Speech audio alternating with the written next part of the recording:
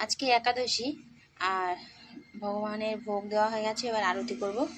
ভোগটা তুলে নিয়ে আরতি করলাম, ঘি কর্পূর দিয়ে প্রদীপ জ্বালিয়ে আরতি করলাম ধূপ দিয়ে, আর তারপর ফুল দিয়ে সুন্দর করে সাজিয়ে দিলাম। আর আমার তখন ভোগ দেওয়া হয়ে গেছে। তারপরে আমার উনি আবার একটু কলা শশা নিয়ে এসছে।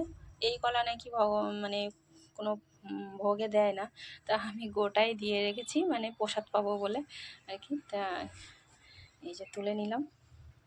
হরে কৃষ্ণ কৃষ্ণ কৃষ্ণ হরে হরে, হরে রাম রাম রাম হরে হরে। তো এই যে ভগবানকে একটু ফুল দিয়ে সাজিয়ে দিয়েছি।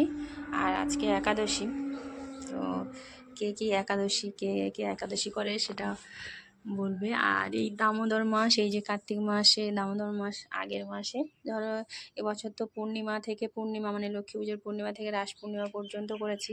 আর আগের বছর করেছিলাম পুরো দামোদর মাসটাই, মানে পুরো কার্তিক মাসটা। আর এই কার্তিক মাসেই আমি একাদশীটা তুলেছিলাম। তো